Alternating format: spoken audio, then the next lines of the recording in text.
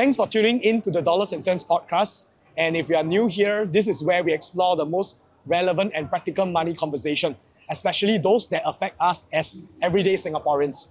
And today we are recording this episode at the InsureXpo 2025, organized by CIMB Singapore at the Suntec Convention Centre. This year's theme is From Protection to Prosperity. When it comes to achieving financial freedom, one movement that has gained serious traction over the years is FIRE, which is short for Financial Independence, Retire Early. But just how achievable is FIRE in Singapore, given the high cost of living and the property prices we see in Singapore? To help us break it all down, we're joined by Dawn, better known as BudgetBabe. Dawn, welcome to the show. Hi everyone, my name is Dawn. Thanks for having me. Whenever people talk about FIRE, it feels like a very Western American concept. It's a lot more difficult in Singapore because unlike the States where you can work and earn a lot of money in one city and then you accumulate, and then when you retire early, you go to a cheaper place where the cost of living is lower. We don't really have such options in Singapore. So what are your thoughts on how realistic is FIRE for the average Singaporean? The definition of FIRE can be easily broken down into a stage whereby your passive income exceeds your lifestyle expenses.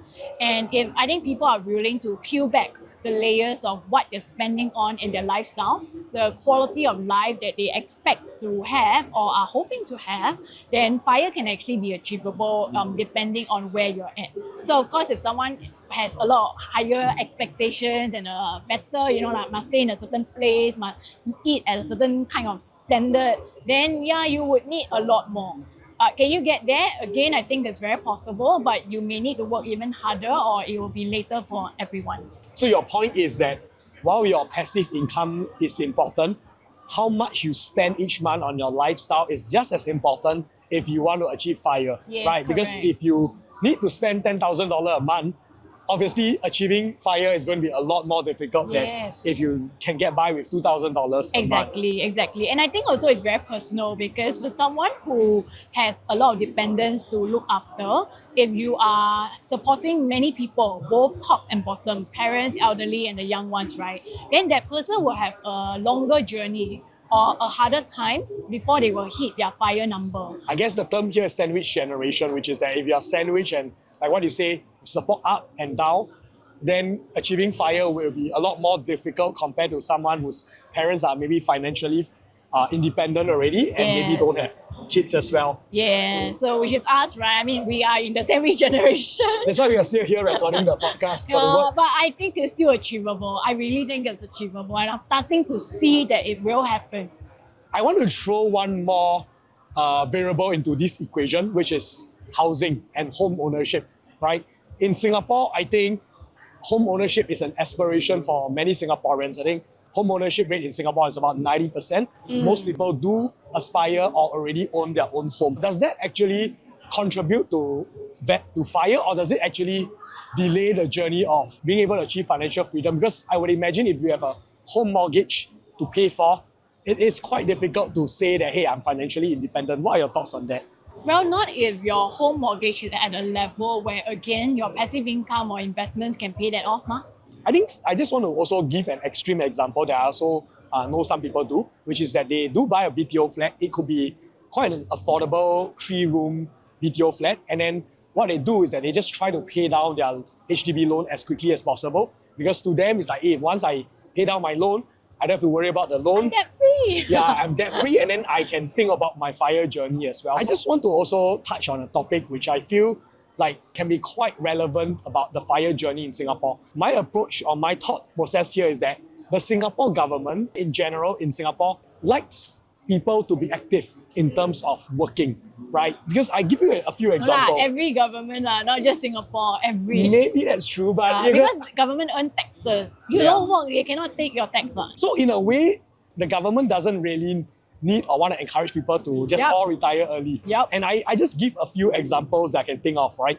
So for example, if you are, as you know, as a working mom, you enjoy tax relief, right? Other things will be include like, childcare subsidy for children, and you send your kids to childcare. Full-time working mom, you get more subsidy than a mom who is not working. So some people might say, how come, it seems like the government prefer people to work because you have more tax relief, you have more subsidy, And even when you are unemployed, they have schemes like the SkillsFuture Job Seeker Support Scheme, where you can get a payout or a retrenchment, call it a benefit from the government, but you must show that you are actively looking for a job. Correct. So if you are unemployed, but you're not even looking for a job, you don't get these benefits, right? So it's almost, and there's nothing wrong with that, it's almost like policies are designed to encourage people to be actively employed. Yes. Do you think that that kind of makes it more difficult to be a non-working person in Singapore, especially when you are not really at a retirement age yet? So in this context, are you saying it makes it difficult to be a FIRE, like someone who has achieved FIRE? Is it? Well, I would say that there is no real policy I can think of that will support your FIRE journey, right? In fact, that is actually the theme of my book. Yeah, like I explain in my book why stop expecting your school. But the book not yet out yet. Not yet out, Okay, but maybe so by it's the a book time that's coming out your soon. podcast is out, then depending on when you guys are listening to this recording, it might be out. But for years I've always hear people lamenting about how, why I never learned this in school. School should teach me how to be financially savvy and achieve FIRE. And I remind them that that is not how the system works. Right. Schools are meant to teach you how to be an employee and a worker. Yes. You go out and you get employed. They don't teach you how to be financially free because then nobody wants to work anymore. Then that's why in my book I talk about this exact phenomenon. But having said that, I think that's where also as an individual, if you recognize that the system is in a certain way, what can you do to beat the system or to leverage the system to get there sooner? I use myself as an example. I like to pay lesser tax. Yep.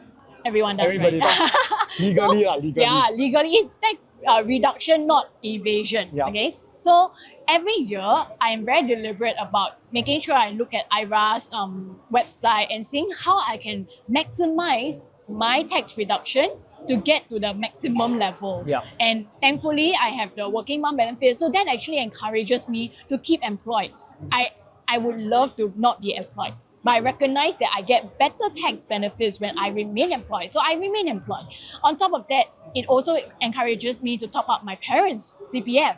So I do that, right? And as a result, I'm able to maximize my rebates and reduce my taxes. Okay, but if you don't understand the system, or you don't want to do what the system is trying to move you towards, then that could pull back your financial journey. But for me, because every cent or dollar that I save in tax, it's another dollar earned that I can put into investing. Yep. And I can grow it faster than our tax is gone at zero, right? But when I actually grow those savings, I can get to my FIRE journey faster and sooner. So that's how you can actually use the system to your advantage. At the very least, there's 3 ways in which CPF really helps us with our FIRE journey or our retirement journey in general, right? So the first thing is, of course, by the time you retire, you should already ideally own your own home, right? Because we don't want to be paying rent every month during our retirement and worry about whether rent will increase next month Or get chased next out by year, your landlord. chase out, things like that, right? So you want to own your own home so that you at least know no matter what, you have a shelter over your head.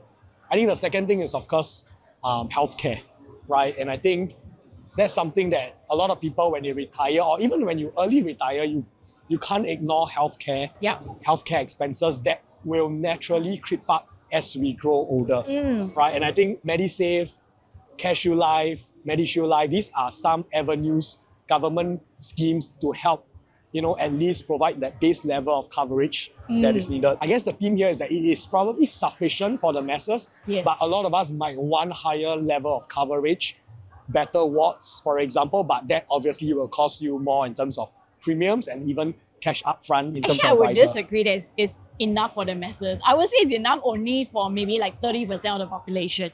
Because I think a lot of us, our own aspirations and expectations are a lot higher than what CPF is designed to give. So that's where, if you fall in that majority, then you have to use the tools to add on for your own. But the good news is, at least even if you don't, well, you're going to get some standard, right? And not every country has this benefit, which is why I also really think that if you're in Singapore, it is actually easier to FIRE compared to, let's say, if you're living in Europe, where some places the taxes can be as high as 40%. Right. Imagine every $100 you earn, the government takes away 40% of that. So it's even more demoralizing and harder for you to aspire towards FIRE because so much of your money is being taken away every month before it even reaches your bank account. Yeah, I think when we talk about CPF, I would just talk about CPF Life a little bit to give an example. I think the board has determined, for example, the basic retirement sum, or maybe let's just say the full retirement sum will give you about, I think, 1,006 or 1,007 Yep. a month if you hit the full retirement sum. I think the thought process is that it might be enough for a basic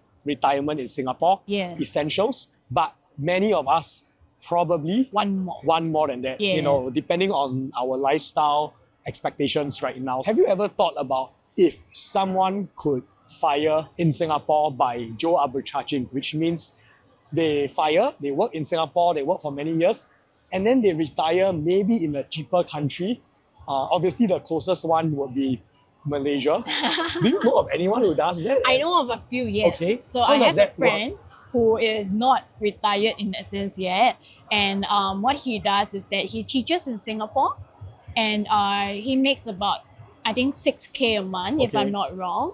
And he lives in Thailand. Thailand. Yeah, where his cost of living is, if I remember correctly, about 600 USD a month. Wow. So he's making like almost 8 to 10 times. But you know, the expenses are so much lower. Right. And that works for him. But the trade-off is he has to keep flying in for his job. Okay. Of course, there are also other people who can do the work remotely, so that would be good. But if you do it remotely, you must also understand there are certain trade-offs, such as if layoffs happen, your boss who has never met you may not stand up for you. So there's always pros and cons.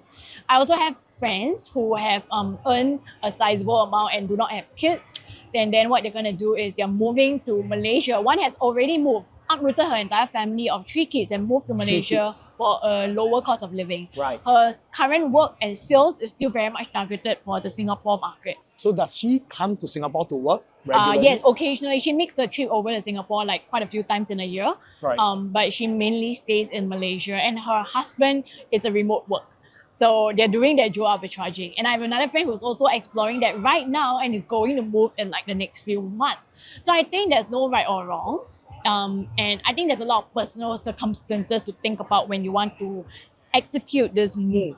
But at the end of the day, I also think that if you want to remain in Singapore, it is possible to still FIRE. Yeah, I think one of the things for sure, whether it's you're trying to think of going to a different country for a lower cost of living, or even just remain in Singapore, but when it comes to FIRE journey, it's really about children and elderly parents. Yes. Right, because when you have children or elderly parents, then a lot of your consideration Yes, is not just it's yourself, all around them. but for them as well. Correct. So I guess it's fair to say that those are factors that do make it more challenging to FIRE, whether you want to FIRE in Singapore or elsewhere. I wouldn't right? say challenging, must be a bit more encouraging. I would just say it determines the trajectory of your FIRE journey and the steps you need to take to get there, as well as the period of time you should expect it to take. There is also, I guess, a trade-off between your life goals and how your family goals might, come together. Correct, Or you have correct. to kind of work both goals hand in hand, right? I think one problem with the FIRE journey is that a lot of people are looking online for guidance and role models and to learn more about what this entails. But a lot of the times, because of social media, they end up comparing themselves. What do you mean? Like, it's not fair for you to compare yourself to someone. Okay, I use myself as an example because I hit 1 million in my investment portfolio last year. Might be a bit down now because of the markets, but I think it's still above 1 million because other markets have done well, right? And a lot of people like to compare themselves to me when they talk to me in my DMs and they say like, oh, Dawn, but I can't possibly do what you do. Like, I'll never reach your level. And I remind them that I've been doing this for 10, 11 years. Yeah. You just started learning last month. Yeah. Why are you comparing yourself to me? And I also explained to them that everyone walks a very different journey. I took 10 years to get to where I am. But I know of people who have hit at 1 million in a shorter period of time. I'm friends with some of these people as well. And when you compare yourself to other people online, you don't realize that actually our starting point all are at different stages. I think one of the things that we also shouldn't ignore when it comes to our FIRE journey, and I think just now you gave a presentation on that, is really insurance. Yes. Right? So I think when it comes to FIRE, a lot of people think about, let me spend lesser, Yeah. let me save more, Let me save on invest, my insurance premium. and let me invest aggressively, hopefully high returns. so I can retire. But a lot of times people don't think about insurance. And what are some thoughts you have about how insurance also plays a vital role in the FIRE journey? Or you asking me to sum up my talk in just like 1 minute? Preferably, because not everyone who is watching this was at the top. Okay, so I'll quote Warren Buffett: take care of the downside and the upside will take care of itself. And in the FIRE journey, we need to recognize that when we use insurance, we're essentially outsourcing our biggest financial risk. And if you don't outsource this financial risk, you are essentially your own insurer. And the question is, are you capable to cover that if an unexpected event happens? Because we cannot control when an unexpected event will happen, as well as what extent and when. So in, let's say, the stock market has crashed and something unfortunate happened. Your doctor says you need to stop working and your medical bills over the next few months is going to be $150,000. You don't have that money in your cash savings. What will you do? Liquidate your stocks. But the market just crashed 30 to 50%. Are you going to take the loss? So, all these will really derail your journey. And online, you will find some stories, not a lot, but people who have gone through exactly this.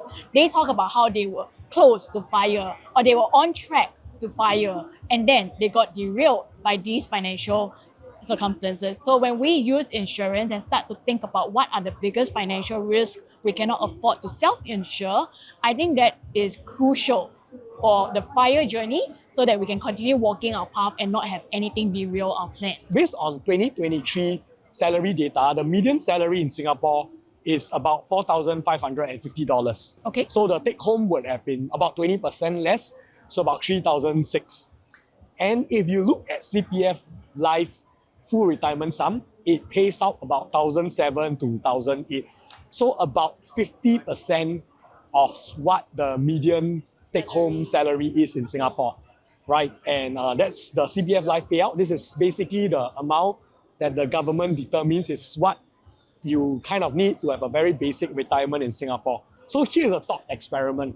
Do you think it makes sense for somebody who earns the median salary to work hard or just work from 25 to 45, save 50% of their income? So your take home is about $3,600, you save half of it, and then just leave it in the bank account to fund their FIRE journey from 45 to 65. Sorry, you said bank account? Yeah. No. So you must invest. Is that your... Correct. The banks are paying 0.05%, and even if you can bump that up to 3 to 4%, or for a very limited time, one bank was offering up to even 7%, but the actual effective interest rate, EIR, was closer to 4 or 5%. Okay. There is no way with that kind of numbers and compounded over time that you will be able to hit FIRE. No, but mathematically what I'm saying is that take home is $3,600.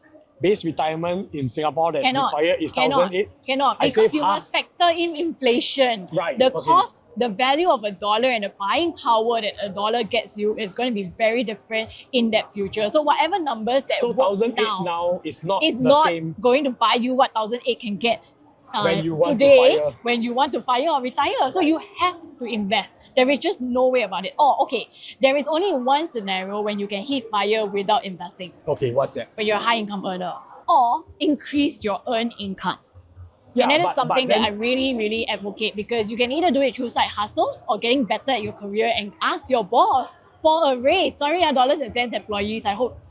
Don't blame me if your next employee comes to you with this, but you need to ask for a salary increment or go and do side hustles or do other projects on the side to earn more money and then invest that. If you don't invest, then okay, just make sure you keep earning more money, because you cannot just on median expect to FIRE. That is not what the system is designed to do. Okay, but just one advice, whether you're a Dollars and Cents employee or just a person watching the show, even if you get an increment, you need to keep your expenses. Yes. You can't Don't earn be a $500. victim of lifestyle creep. Yeah, so don't earn $500 more and then spend $450 more, because that is not going to help you reach FIRE, because even though your income increase, your expenses increase by a greater proportion of your overall income. So it's very easy to fall into that trap, because we would then think, I work hard, I deserve it, I should pamper myself. But you don't realize that if you just be a bit more deliberate, you can actually FIRE sooner. Yeah, I think you can reward yourself, but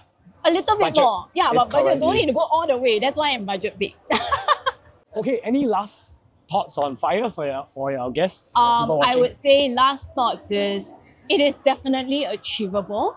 Don't be daunted by the concept of it. Don't compare yourself to others. Start on your own journey, and the earlier you start, the better and the more likely you will be to getting there. Dollars and Cents have lots of great resources that can help you get savvier. And so do I. I can do my own plug out, right? So of I course. write a lot on SGBudgetBabe.com, and I post almost every day on my Instagram. And when you actually put yourself, there's this saying you're the average of 5 people that you spend the most time with. But not everyone may have someone who fired already in that circle. So when you actually go and consume this kind of information online, hey, your 5 circle could be the content that you consume on a daily basis. And that goes a long way to helping you develop the right mindset and the steps you need to take to get there.